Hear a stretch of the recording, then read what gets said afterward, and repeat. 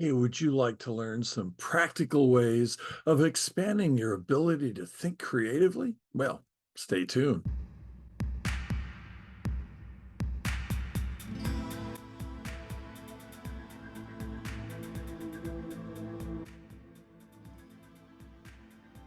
As promised, we're going to talk about some very tangible exercises you can do to really expand your ability to think in a creative manner.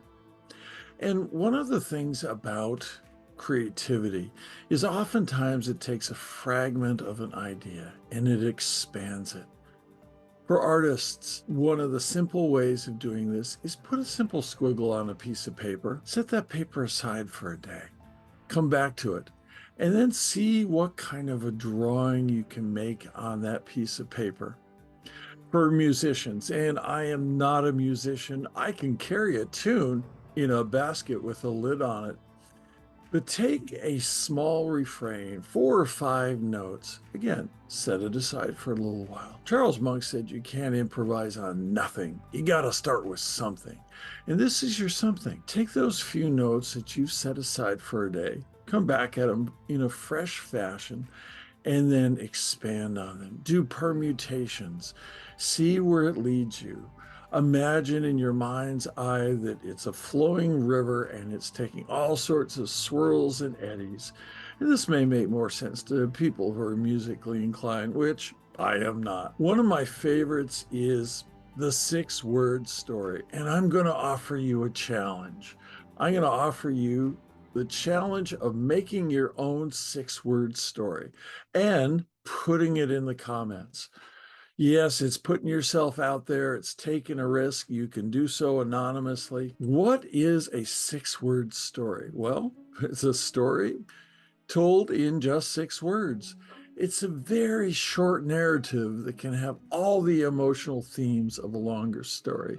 It can be funny, dramatic, sad, scary. Now, Ernest Hemingway is attributed to this story, and no one really knows whether he actually did it, but it is one of the more famous 6 word story. It goes, for sale, baby shoes, never worn. In 6 words, it communicates a lot: sadness, mystery. The basic story structure is that of a short story.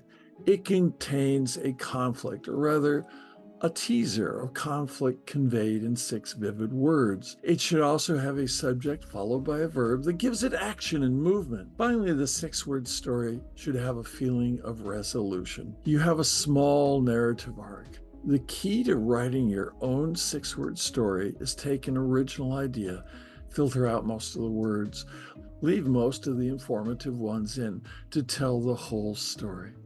So I took the challenge myself, and here is my 6 word story. We want to entice the reader to fill in the blanks. 6 little words, and you can have a powerful story that evokes emotion. How many of you have had conflicts with the boss and gone on to start your own thing? You want to use what's left on the cutting room floor to draw the reader in even further. Part of your story will be in what's left unsaid. You're going to tease your audience with 6 words to let their mind fill in the blanks and make a bigger narrative and give them a sense of a complete story. You have to choose these words very carefully. You need words with purpose and meaning to drive that story forward. So find inspiration in your own life. Write a little memoir. Try thinking of a pivotal moment in your life that you can boil down to 6 words. Put your 6 word story down in the comments, and I'm going to give away an autographed copy of my latest book, The Optimized College Student. I will be able to contact you via the comment section, and I'm just going to give that away because, I got a wild whim to do it, and I'm going to go ahead and do this. We will have this contest end on September 30th, 2022. So, how does this help you expand creativity? First, it presses you to think off the beaten path. It really allows you to fine tune things in a very succinct way, and that takes mental effort. There are some other practical ways of expanding your creativity. I like the aspect of the exercise, create your own 3 ifs. Ask clever questions to twist the very concept of something and make it new. What happens if I change it, be it an object, a system, a social relationship? What happens if I change or improve this object? Would I want to use it in 10 years? What would I do if I had a $1 million investment to improve it? Now, this gets your mind spinning in terms of possibility.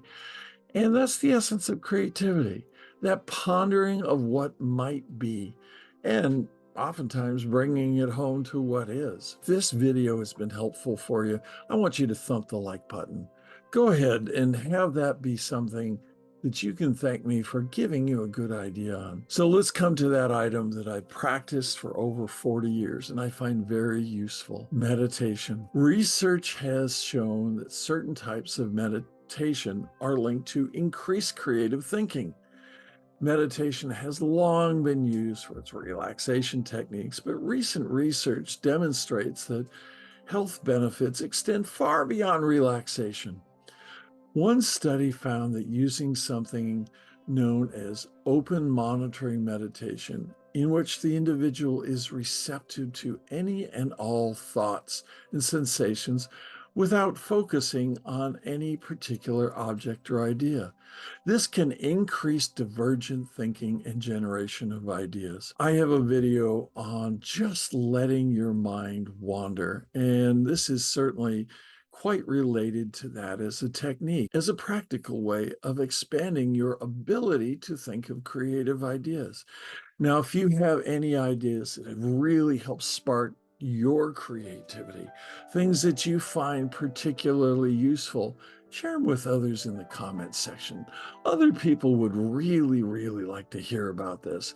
And if you want to backtrack, this is number 3 of 3 presentations on expanding creativity. I'll link the other 2 at the end of this video. And if this has been useful, again, thump that like button. Until next time, we'll see you next week. Take care.